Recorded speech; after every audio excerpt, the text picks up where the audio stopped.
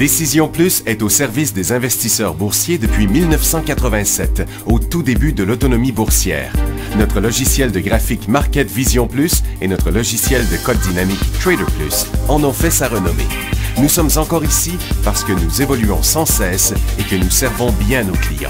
Découvrez nos produits et services spécialement conçus pour l'investisseur actif et autonome dans la boutique Décision Plus.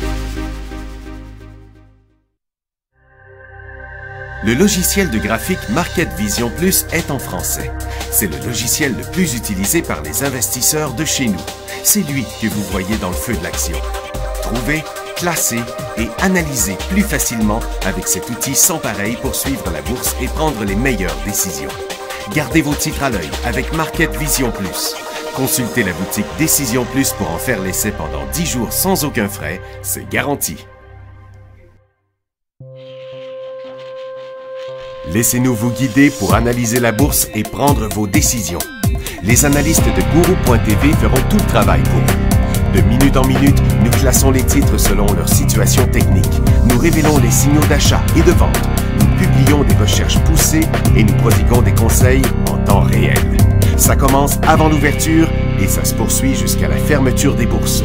Profitez de chaque cycle boursier avec Guru.tv. Trader Plus, l'instrument du day trader. 50 cotes qui clignotent en même temps. Autant de listes que vous voulez.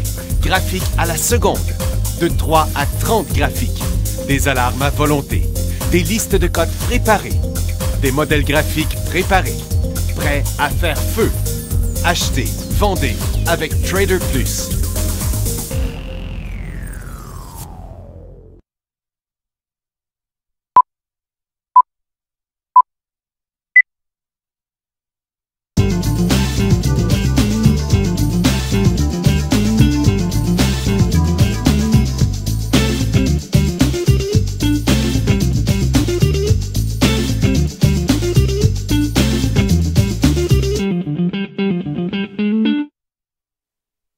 Bienvenue dans le fait de l'action, mercredi le 6 janvier 2016. Oh, ça a bougé sur les marchés ce matin. Deux grosses affaires importantes. Le pétrole, à cause de données qui parlaient de surproduction, de surcapacité, ce qui a fait chuter le pétrole ce matin. Et ce qui, en plus, est venu mettre de l'huile sur le feu. C'est que le fait que les Nord-Coréens ont fait un deuxième test sur une bombe à hydrogène. Fait que ça fait peur. Sans commentaire. Et puis, c'est ça qui a fait bouger les marchés à la baisse. Il y a eu pas mal de volatilité. Il y a une petite nouvelle aussi sur Orbit. On va commencer par...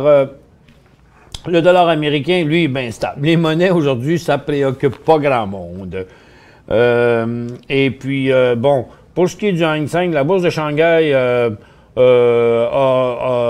annoncé que l'interdiction de vendre pour les gros porteurs allait rester en place. Donc, autrement dit, de vendre la règle sur les ventes à découvert, là, ça reste là. La Chine devrait aussi continuer à laisser le yuan baisser. L'indice manufacturier est à un creux de 17 mois qu'ils disent. Donc, le Nikkei a baissé encore en cycle baissier. La Chine continue son cycle baissier. On est nulle part ailleurs qu'en bear market, en Chine toujours. Là. Et maintenant, le Nikkei aussi. Londres, ça a viré bout pour bout.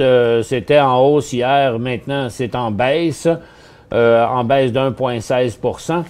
Et comme vous pouvez le voir ici, les marchés américains aussi. Donc, mais ce matin, à l'ouverture, dans l'émission de pré-ouverture de Guru.tv, je donnais une série de FNB, c'est-à-dire les FNB pour jouer les marchés à la baisse et à la hausse. Pour la bonne raison que le marché de Nasdaq, en chutant à l'ouverture de 1,5 %, venait toucher à sa ligne de tendance. Je dis, regardez, on n'est pas sûr que ça a du potentiel à continuer à la baisse beaucoup. Ça pourrait ouvrir en baisse, après ça, repartir en hausse. Donc, on avait donné 2 éléments pour jouer le marché à la baisse ou à la hausse avec les FNB, autant sur le marché Nasdaq, Dow Jones que sur le SPY. Et ce qui est arrivé, c'est que, justement, le marché de Nasdaq a parti en baisse, mais après, s'est mis à faire des cycles haussiers. On est revenu d'à peu près la moitié. Ça reste encore bien cyclique. C'est up and down. Et regardez dans un graphique en minutes ce que ça donne, là, quand même. Hein? Ce sont toute une série de cycles à la hausse, à la baisse, à la hausse, à la baisse, à la hausse, à la baisse. Et puis, les oscillateurs travaillent assez bien avec ça. Le Dow Jones, c'est pareil. Le TSX, ben là, c'est un petit peu plus mélangé. Mais pour l'instant, là, il y a encore beaucoup de volatilité dans l'air. Pour ce qui est des ressources, je vous ramène ça ici au modèle. Donc, le gaz a monté avant de venir inverser sa tendance et maintenant est reparti à la baisse. Donc, ça a été très actif au niveau des FNB dans le gaz aussi, HNU puis HND. Et le pétrole qui a chuté ce matin a remonté, mais là, rechute encore maintenant. Donc, beaucoup de volatilité aussi dans le pétrole. Et dans l'or, ça l'a ouvert à la hausse fortement. On a eu un bon cycle baissier, un autre bon cycle haussier. Donc, en day trading, là, il fallait vraiment être concentré sur une chose parce que ça bougeait trop partout. Là. On vient fou à essayer de courir après ça. Et ça va continuer, j'ai l'impression, encore. On est à 0,6% sur Nasdaq en baisse, 1% en baisse sur New York et 0,9% en baisse sur Toronto. Mais ça peut finir n'importe où là, à la fin de la journée, soit à 0 ou soit revenir à 1,5-2% en baisse. Parce que on voit bien que c'est totalement instable pour le moment. Du côté des nouvelles, on a Monsanto qui avait ses résultats financiers ce matin. Il annonçait moins 23, ils ont eu moins 11, mais ça n'a même pas fait monter le titre. Il descend pareil parce que le marché est négatif. Le pétrole, comme vous le voyez, qui chutait déjà hier, ça a chuté encore plus aujourd'hui. Et dans les autres nouvelles, il y a le Vical qui ont un traitement pour l'aspergillose invasive. Ils ont eu la nomination de médicaments orphelins, mais le titre chute quand même. Conactus est en hausse après avoir annoncé qu'il avait atteint les tests initiaux positifs de phase 2 pour un médicament destiné à la cirrhose du foie. Il a titre ouvert en hausse, mais a perdu presque toute sa hausse à cause du marché, encore une fois. Apple, lui, est en baisse à cause du marché et aussi qu'il est sous pression après un rapport hier que la compagnie va couper la production du iPhone 6S et du iPhone 6S Plus de 30% durant le trimestre. Malgré tout ça, les marchés sont en baisse, malgré un rapport d'emploi au privé qui était avant de 211 000, ils attendaient 190 000, ils ont eu 257 000. Donc, les marchés sont en chute malgré un bon rapport d'emploi. Du côté canadien, Potash est en baisse, Intrépide est en baisse aussi à cause du marché et aussi du fait que ils ont été, que selon un gars de la banque Scotia, le Ben Isaacson, ils disent qu'il va falloir qu'ils se fassent attention parce qu'ils pourraient briser des lois anti-monopole, le fait qu'il n'y aura pas assez d'offres sur le marché de la potasse.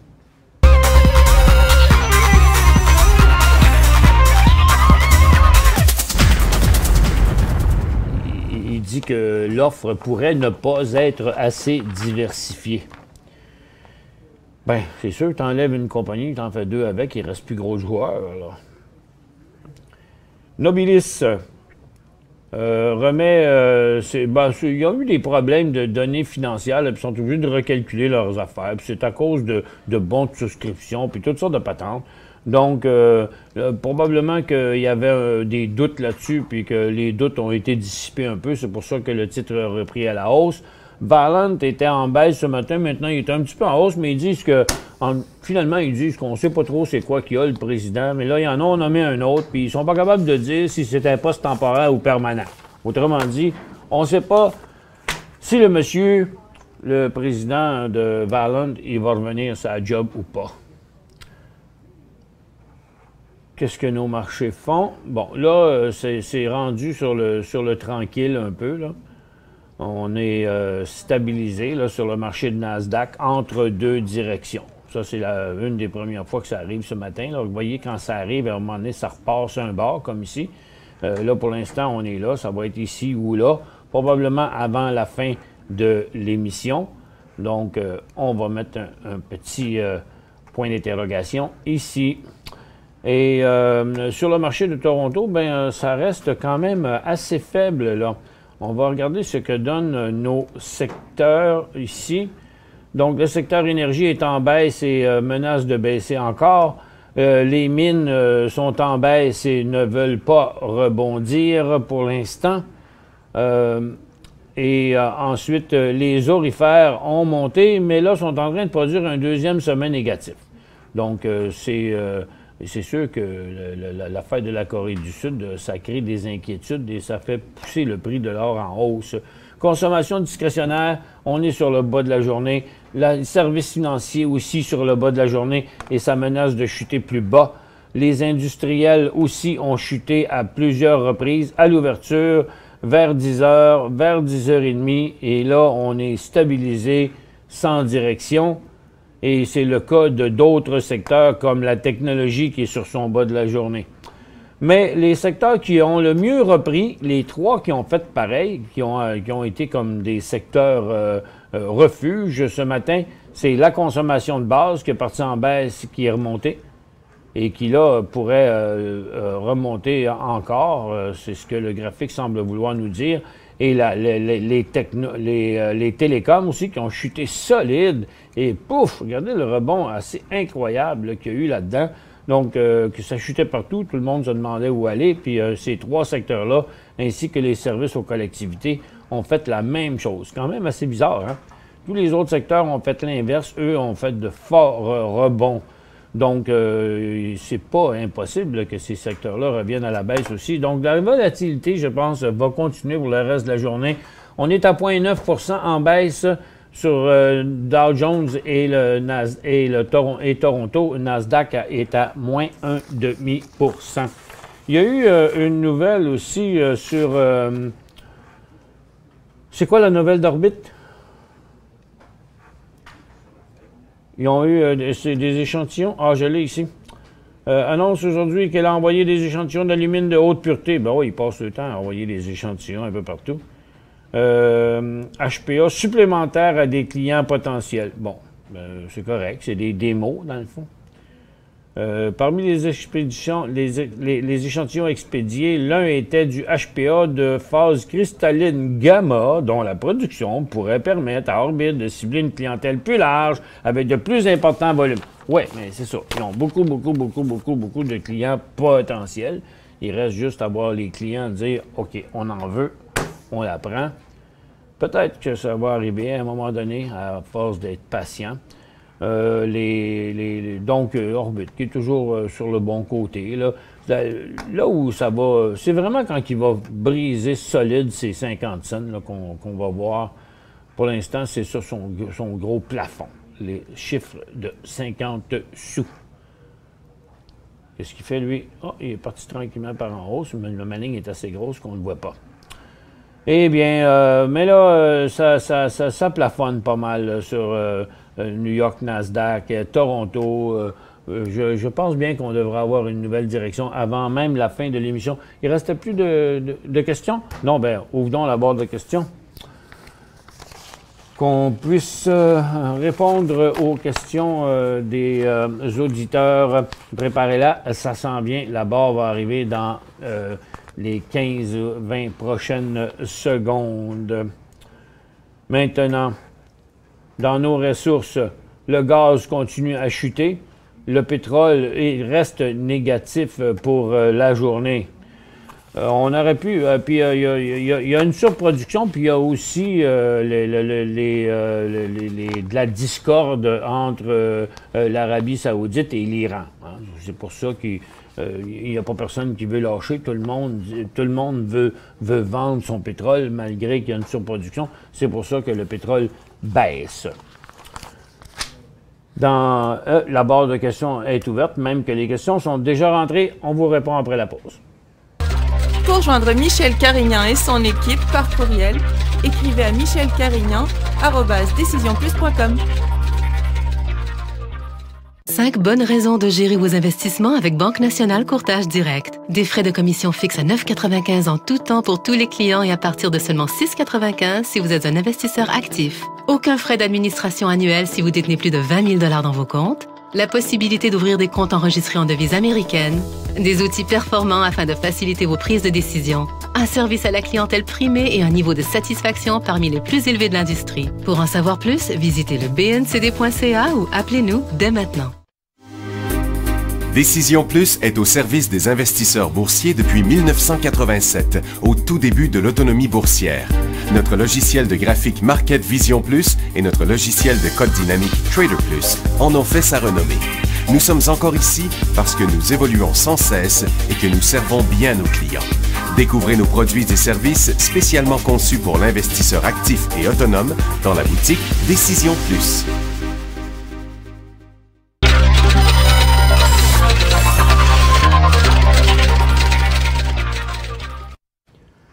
Bon retour, mesdames et messieurs.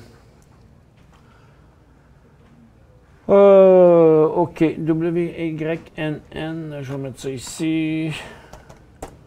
Bon, on est prêt. J'ai déjà entré plusieurs titres. La première question de Serge. Walmart, un achat? Ben, Walmart inverse sa tendance baissière. Techniquement, le titre était en élan haussier hier. Donc, le signal d'achat de première instance, qu'on pourrait dire, était hier. J'ose croire que le titre est encore pas pire, disons, aujourd'hui, étant donné que les marchés sont en baisse puisque lui est en hausse. Il avait parti à la baisse, mais il continue à monter. Bon, il y a un point d'entrée, c'est sur le tard, mais disons que oui, il y aura un signal de vente à 61. Par contre, le titre était vraiment bas. Est-ce que c'est favorable? Ben, il inverse sa tendance de l'année 2015. C'est quand même pas rien. Vendre ou conserver SPB? Ben, comme vous voyez, il n'y a rien de positif là, dans SPB, vendre ou conserver. Pour l'instant, c'est conservé parce que le titre est comme stabilisé sur son support de 10,5. Il y aurait un autre signal de vente technique en bas de 10,5. YFI, c'est Edgewater Wireless. Entrée, non. Ici, il y aura un signal de vente à 22. Là, il n'y a pas de signal d'entrée puisque le titre est en correction. Il pourrait rester quand même un bout de temps là-dedans. Je dirais que le point d'entrée serait lorsqu'il va sortir de cette formation-là à 33 cents.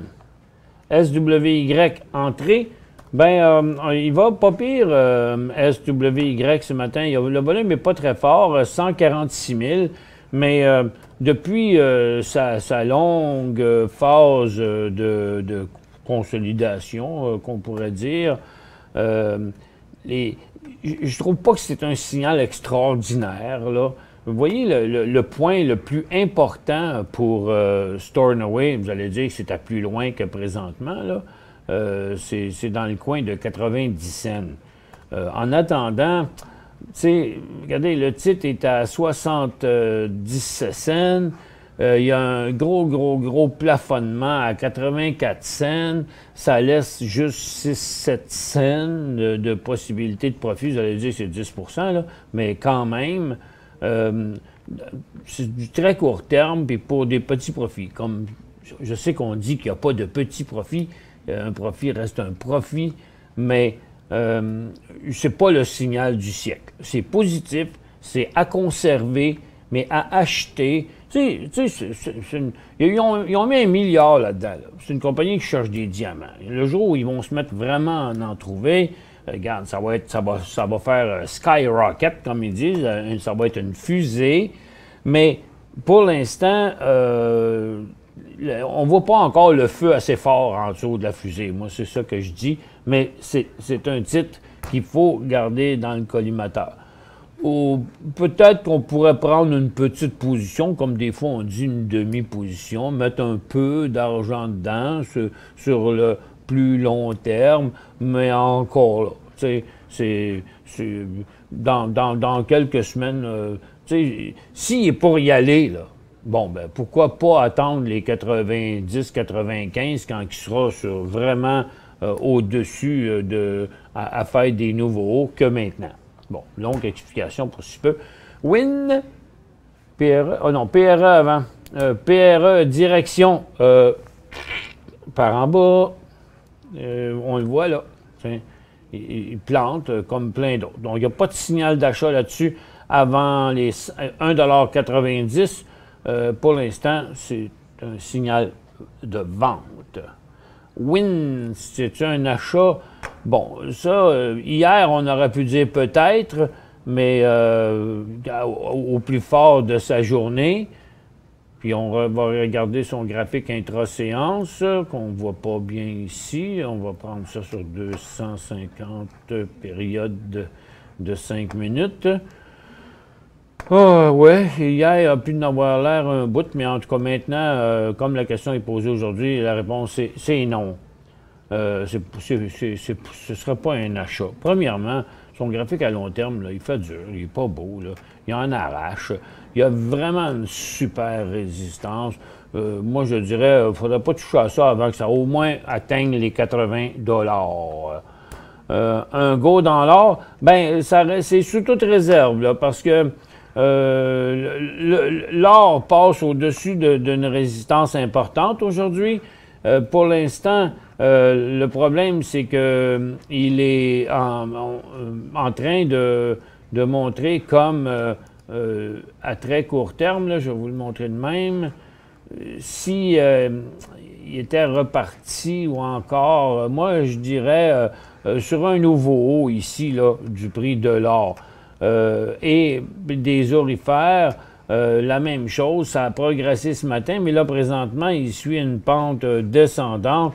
Donc, je dirais que oui, lorsque l'indice des aurifères dépassera 139,50 et lorsque le prix de GLD passera au-dessus des 104,50 pour plus de certaineté. Loulou dit, qu'est-ce qu'on fait avec nos titres aurifères? Pensez-vous que le secteur a atteint sa ligne de résistance? Elle l'a dépassé. Et les vendeurs vont faire descendre les titres? Ben, c'est le contraire. C'est les acheteurs qui ont fait pousser ça au-dessus. Mais c'est une réaction aux nouvelles d'aujourd'hui. C'est parce que ça crée de l'incertitude, hein, ça fait peur. Le monde se réfugie un peu dans l'or quand il y a des affaires comme les nouvelles qu'on a entendues aujourd'hui. Donc, on n'est pas très, très loin. Si on en a, on conserve. Si on n'en a pas, sur des nouveaux hauts, je dirais que ce serait pas pire. Puis encore, là, le potentiel ne sera pas énorme, mais pour l'instant, en tout cas, la situation s'est bien améliorée. Il en manque un petit peu pour faire un bon signal d'achat. Oh, j'ai ouvert le bouton partage de documents. Si ça vous intéresse, il y a un article là-dedans. Vous pourrez transférer ça pendant la pause. Vous cliquez sur le bouton partage de documents, vous faites download ou télécharger, dépendamment si votre navigateur est français ou anglais. Vous pouvez télécharger ce document-là pour vous débarrasser de la page qui va apparaître. Vous repressez encore une fois sur le bouton partage de documents. Après, c'est un article qui parle des 8 titres québécois les plus recommandés par les institutions.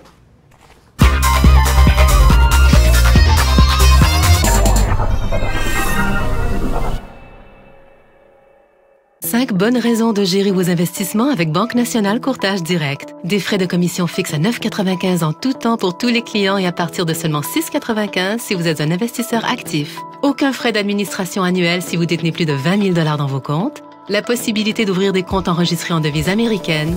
Des outils performants afin de faciliter vos prises de décision. Un service à la clientèle primé et un niveau de satisfaction parmi les plus élevés de l'industrie. Pour en savoir plus, visitez le bncd.ca ou appelez-nous dès maintenant. Laissez-nous vous guider pour analyser la bourse et prendre vos décisions. Les analystes de Guru.tv feront tout le travail pour vous. De minute en minute, nous classons les titres selon leur situation technique. Nous révélons les signaux d'achat et de vente. Nous publions des recherches poussées et nous prodiguons des conseils en temps réel. Ça commence avant l'ouverture et ça se poursuit jusqu'à la fermeture des bourses. Profitez de chaque cycle boursier avec Guru.tv.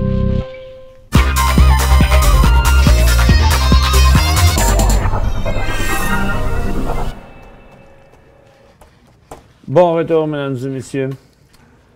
Un autre petit titre ici. On retourne par là. La première question sur Biocent. Eric, sur le marché de croissance, que pensez? Ben, je ne sais pas trop ce qui se passe avec ça, mais on dirait une compagnie qui a eu un takeover, qui s'est fait acheter. Ça a l'air d'un signal radio là, pour l'instant, ben droite. Quand on parle plus fort, moins fort, ça fait des glitches. Là. Mais le fait qu'il ne bouge plus du tout, là, qu'il n'y a plus de... Moi, je pense qu'il y a une offre d'achat sûrement sur ça. Je ne peux pas vous le confirmer, là, mais la réaction technique se passe comme si... Tu sais, il n'y a plus de variation là, à la hausse, à la baisse. C'est comme arrêtez là. Habituellement, ça fait ça quand une compagnie met une offre d'achat. Vérifiez ça, là. Allez voir sur le site du TSX, ça va vous le dire. TA, c'est un achat? Transalta, non, sûrement pas. Pourquoi ce serait un achat? Le titre est en tendance baissière, il se déplace de côté. Oui, ça le serait s'il décollait comme ça, comme à 5 piastres et 5,40 environ. Cela, c'est la meilleure de la journée. Ben oui, si on avait à donner un prix aujourd'hui, on donnerait un prix à Guillaume. Guillaume Tell. Oui, Guillaume. Écoute, vous, Guillaume, vous êtes quelqu'un qui est très précis, hein, parce que vous êtes capable de tirer une pomme sur la tête de quelqu'un. Mais là, vous me demandez quelque chose de très imprécis. Une analyse du pétrole sur le long terme, 10 ans. Wow! Elle est bonne votre question. Par respect, je ne partirai pas à rire trop fort, mais elle est drôle, par exemple, votre question. Savez-vous, on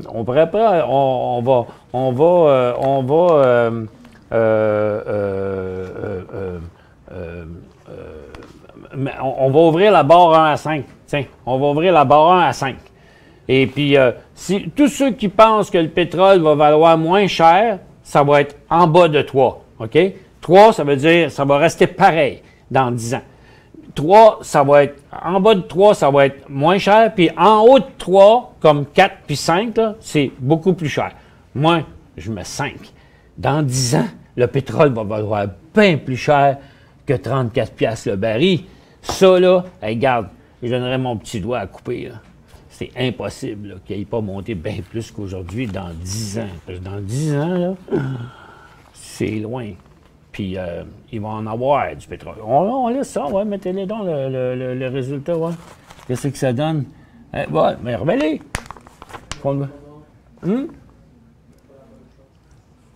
Qu'est-ce qui arrive? Non, c'est pas le bon? Ouais, mais moi, je le vois, là. Ah. OK. Bon.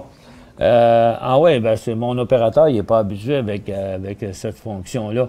Bon, il y en a 7% qui disent que ça va valoir moins cher. Ils ont voté 1. Il y en a 5% qui ont voté 2. 4% qui disent que ça va être le même prix dans 10 ans. Mais il y a 23% qui ont mis 4. Puis il y a 58% qui ont mis 5. Donc, je pense que c'est 5 qu'il fallait voter là-dessus. Les chances que dans 10 ans, le pétrole soit à 35 ne sont pas bien fortes. Achat Bombardier, quand on nous demande, Jeannot, Bon, quand même, Guillaume, vous nous avez fait réagir avec votre affaire. Hein? Et vous avez voté quoi, Guillaume? Achat Bombardier, Jeannot demande pauvre Bombardier. Non, moi, j'étais vous, là, j'achèterais pas ça. Hein? Parce que c'est vrai que c'est une compagnie québécoise. C'est vrai qu'il faut encourager l'aérospatiale. Puis c'est vrai qu'il y a bien des jobs, puis que si Bombardier va mal, il y a bien du monde dont on parle de job, à commencer par mon propre fils, qui travaille pour Bombardier. Mais ça n'a pas rapport. Tu sais, ça n'a pas rapport. Ils en arrachent, Bombardier. Ils ont bien de la misère. Puis pour l'instant, il y aura un achat juste sur le stock, il t'appelle à 1,5 pièce. PLI, in ou trop tard? Non, il n'est pas in, puis pas trop tard, il est juste trop tôt. OK? Là, pour l'instant, il est venu s'accoter à sa résistance, et on s'entend-tu que quand il va faire un autre nouveau haut ici, il va être parti pour la stratosphère. Parce que c'est un des titres qui a le plus surperformé le marché au cours des derniers mois, et surtout depuis novembre. Et puis, le jour où le titre va toucher 3,70 $, prenez votre lasso, puis accrochez-vous après. SNC à 40,66, je le garde, mais il vaut 40,78. Si le marché descend plus profondément, vous allez perdre de l'argent. Puis dans le moment, on est loin d'un signal d'achat. Moi, je pèserais sur le bouton, je sortirais de là. Aussi simple que ça. Dans le moment, j'enlèverais du risque. Et MTY, bon support sur MTY. Oui, il y a un bon support sur MTY. Ça pourrait être conservé. Je ne sais pas si ça paye des dividendes, cette affaire-là. Mais pour l'instant, c'est pas un titre qui est très, très, très intéressant, en tout cas. Merci beaucoup d'avoir été avec nous. On se retrouve demain dans le feu de l'action à 11h30 sur DecisionPlus.com.